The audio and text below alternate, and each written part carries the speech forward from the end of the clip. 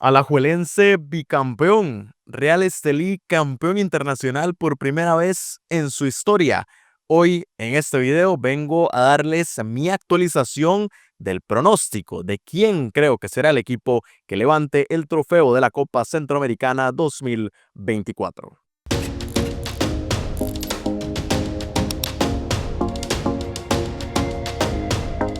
Bueno, y ahora sí, llegó el momento de la verdad, no hay más. El día de mañana, miércoles 4 de diciembre, en el Estadio Alejandro Morera Soto de Alajuela, aquí en Costa Rica, se va a definir al campeón de la segunda edición de la Copa Centroamericana. Recordemos, repetición de la final de 2023, en donde Alajuelense venció 4-1 al Real Estelí, y ahora estos dos equipos nuevamente bajo prácticamente el mismo contexto se enfrentan para definir al campeón de esta segunda edición, como les estaba diciendo. Hace una semana les di mi pronóstico inicial previo a que se disputara el partido de ida en el Estadio Independencia, partido que finalizó 1-1, como podrán recordar, con toda la polémica, con todo lo que conllevó ese partido, pero finalizó 1-1, y ahora vengo a actualizarlo antes de que se dispute el partido de vuelta, ya el partido definitorio por este campeonato. Así que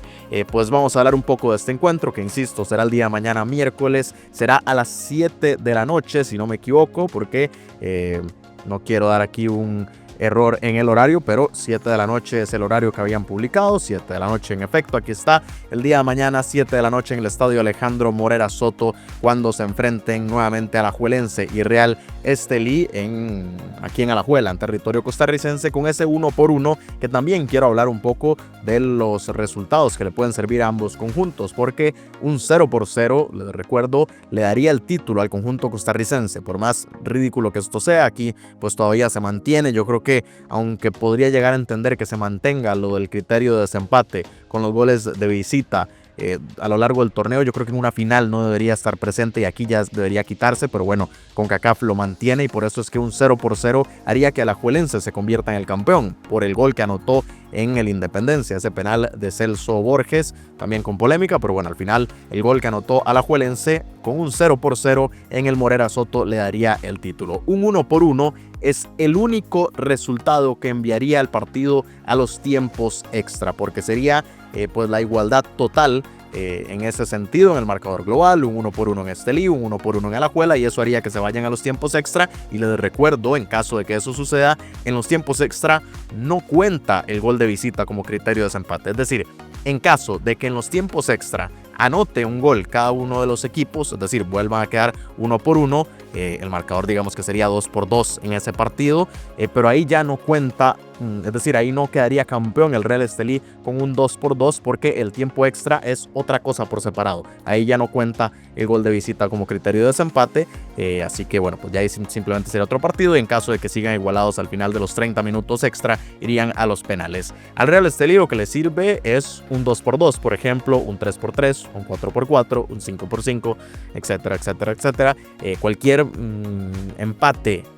con goles más de 1-1, es decir, de 2-2 para arriba, haría que el Real Estelí sea automáticamente el campeón al finalizar los 90 minutos. Entonces ahí está ese tema que quería ir por delante, simplemente para que puedan entender el contexto de lo que puede llegar a suceder al final de los primeros, o más bien de los segundos 90 minutos. Pero vamos a hablar un poco de lo que puede suceder en un partido que yo creo que será bastante distinto a lo que vimos en la ida, no solamente por el propio planteamiento de los equipos, por el hecho de que ahora Alajuelense será el local, porque está en una cancha que conoce. Además, yo creo que cambia mucho el hecho de que ahora es cancha natural frente a la cancha artificial de la Independencia, y también las dimensiones de la cancha yo creo que van a permitir a los dos equipos desarrollar un fútbol bastante diferente. En el Independencia era mucho envíos largos, así muchas veces se les robó la espalda a los centrales de Alajuelense, así muchas veces con la velocidad, sobre todo de Byron Bonilla, y Alajuelense muy encerrado en el área, permitieron que se diera un fútbol muy distinto. Yo creo que ahora será más amplio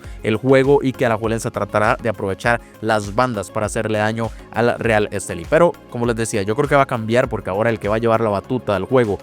será Liga Deportiva Alajuelense. Yo creo que va a tratar de imponer sus reglas desde que arranque el partido, mientras que el Real Estelí no creo que se vaya a encerrar. Yo creo que ya ese no es el estilo de este conjunto. Ya hemos visto al Tren del Norte pues sentirse mucho más protagonista, sentirse que merece estar aquí, sentirse como un equipo tal vez no favorito, pero sí para pelear el título, y por eso es que no creo que se vaya a encerrar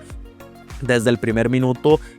a menos de que ya conforme vayan avanzando los minutos, pues encerrarse le pueda permitir alcanzar sus objetivos. Pero yo creo que al inicio del partido sí el Estelí va a estar bastante más replegado, más por lo que presente Alajuelense que por su propio planteamiento, y una Liga Deportiva Alajuelense yo creo que tiene que cambiar algunas cosas con respecto a la ida, sobre todo tratar de buscar un enganche detrás del 9 que le permita llegar con más claridad. Eso no lo encontró, lo movió entre un Diego Campos y un Joshua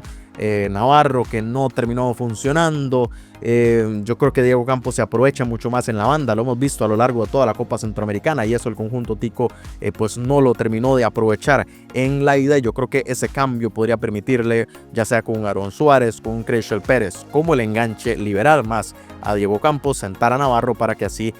pues el fútbol de Alajuelense fluya bastante más, y sobre todo que lleguen más inspirados. Un futbolista como Cañoto, que había subido su nivel ya en los últimos partidos, no llegó tan bien a este cierre, y también cuidarse sobre todo, y ahora entender cómo es que tiene que marcar a Byron Bonilla, porque de parte del Real Estelí yo creo que su principal arma ofensiva siempre va a ser Byron Bonilla, tomando en cuenta que también Vancy Hernández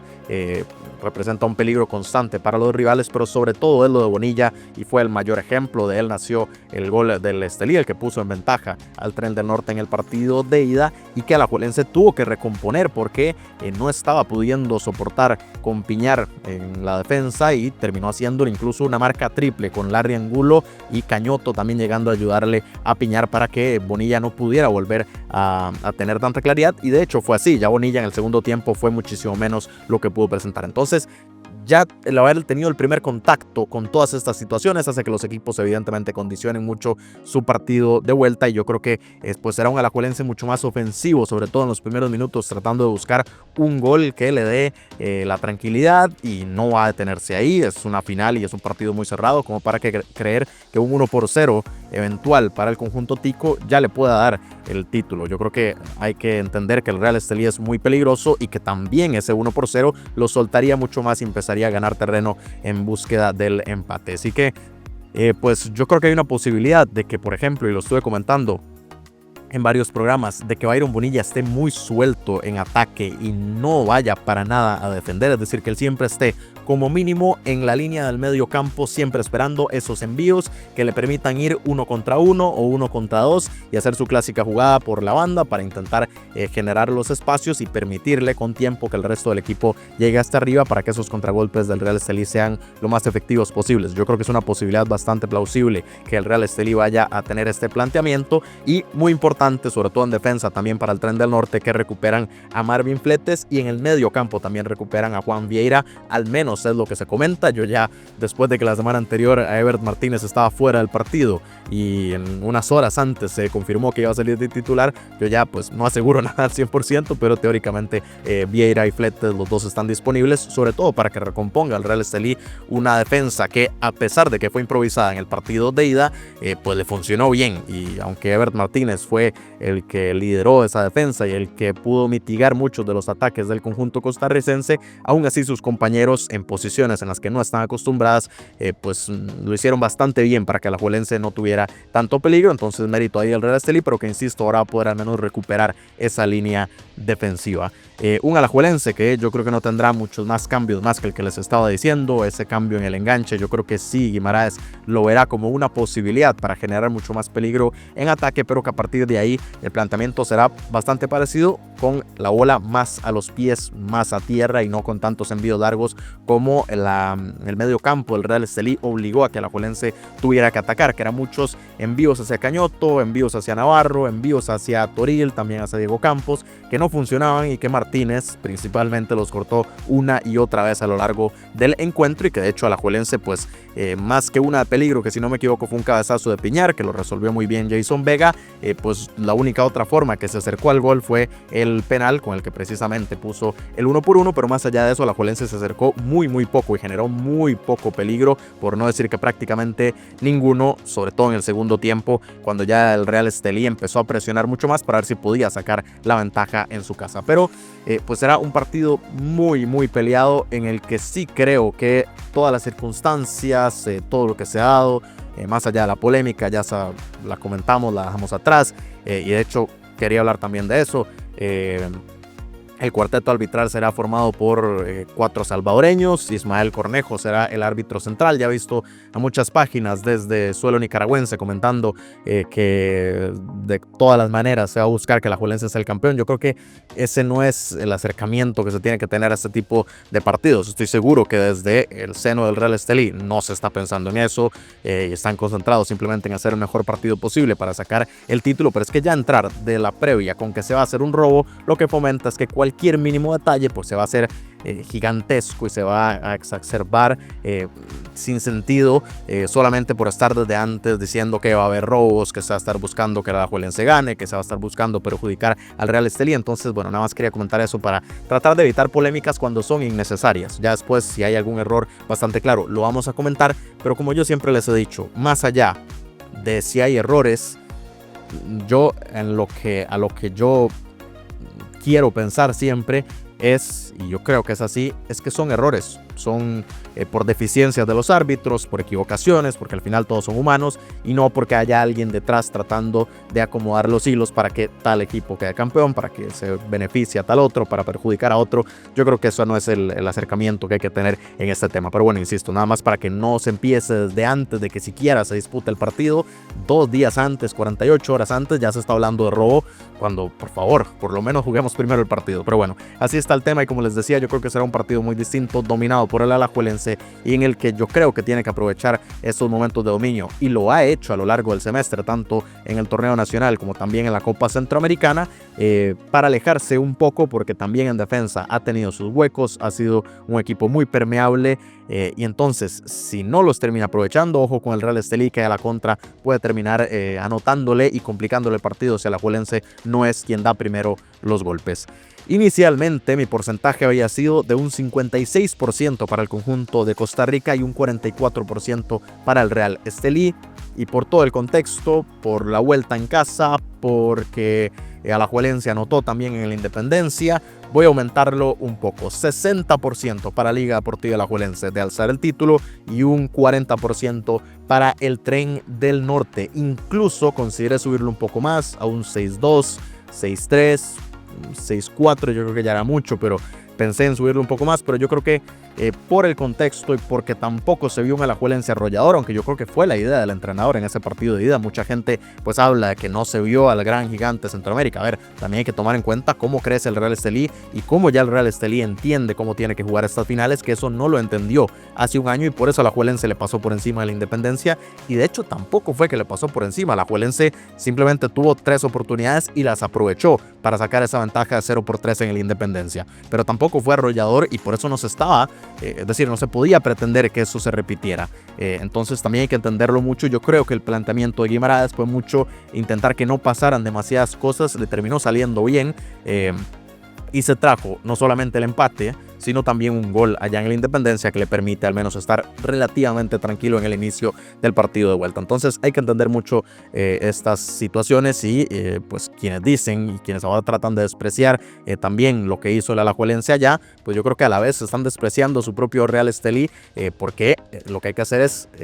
exaltar que el Estelí fue quien obligó al Alajuelense a hacer un planteamiento así, el que lo limitó muchas veces y el que también hizo que no se sintiera absolutamente nada cómodo durante los 90 minutos. Pero yo sí creo que por el contexto, por ese gol que anotó el Alajuelense, porque ahora jugará con su público, porque la cancha es distinta, porque es también cancha natural, en donde el Alajuelense ha desarrollado su mejor fútbol y en donde ha sido bastante fuerte en su propia casa, pues yo creo que es el favorito para llevarse el título, y por eso lo aumento incluso un poco más con respecto a lo que dije previo al partido partido de ida. Pero quiero conocer sus opiniones de esto que va a suceder. Recordemos que no solamente está en juego el título, sino también el pase directo para los octavos de final de la Copa de Campeones de la CONCACAF del próximo año 2025. El campeón se salta a la primera ronda o va directamente a octavos. El perdedor pues ingresa a esa primera ronda junto con los otros clasificados de esta propia Copa Centroamericana, que son Antigua, el Herediano, Saprissa y me está haciendo falta uno, y Motagua. Esos son los otros